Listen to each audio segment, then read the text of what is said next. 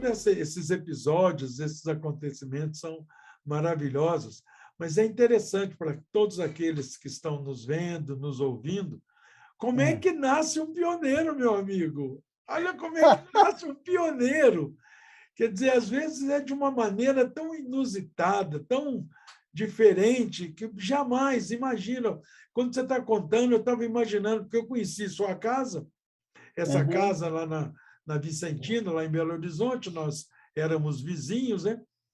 E eu fico vendo você saindo do quarto, andando pela sala, encontrando Solange e falando com ela: nossa, Solange, que oração linda.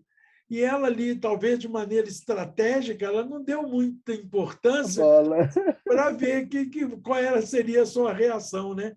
Então, parece que eu estou vendo isso. Jamais, naquele momento, aquele jovem com pouco mais de 15 anos jamais ia imaginar que um dia ia sair de Belo Horizonte e passar por tantos lugares que você vai nos contar.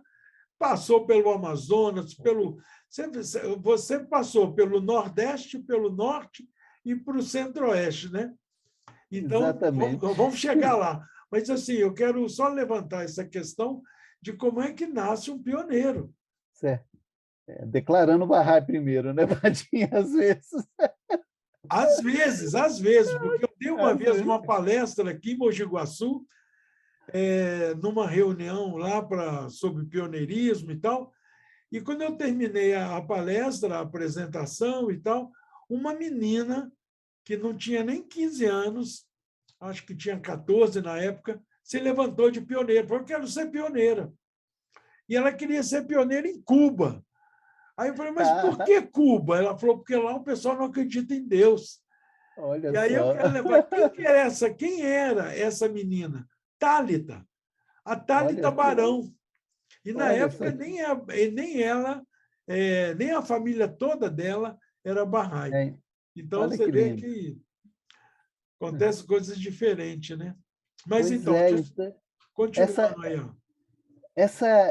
Essa semente que cai no coração da gente quando a gente se torna Bahá'í, de querer levar essa maravilha que você encontrou para outro, parece que ela começa a brotar, entendeu? Assim, germina, e aí, no início, a gente tem mais liberdade com aquelas pessoas que a gente conhece, né, Pado? Então, por exemplo, eu lembro que eu logo assim pensei nos meus amigos lá da Sagrada Família, como no seu caso, no Gabriel e o Toninho Bode, lembra? Aqueles que moravam ali do lado, o irmão do Tomás, o Tomás, aquela turma toda ali assim. E acho que é por isso que deu o Luiz Naroga depois, a Maisé, toda aquela turma toda. E na escola também eu estudava, acho que no Promove, no Champanhar na época, eu já coloquei na minha mente assim: puxa, tal pessoa vai interessar, que não sei o que, aquela confusão toda. Então tem até uma historinha interessante que um dos colegas meu lá da escola, eu cheguei para ele, falei: olha, eu encontrei algo maravilhoso. E engraçado, Padinha, que o conceito da volta de Jesus Cristo eu acolhi muito tranquilamente, entendeu? Não sei o que aconteceu, para mim assim era uma coisa natural, né? E eu estava achando que ia ser natural para todo mundo, entendeu? Assim, coisa que não ia ser tão complicada, né? Para uns deu certo, mas para outros não deu muito certo, não. Assim.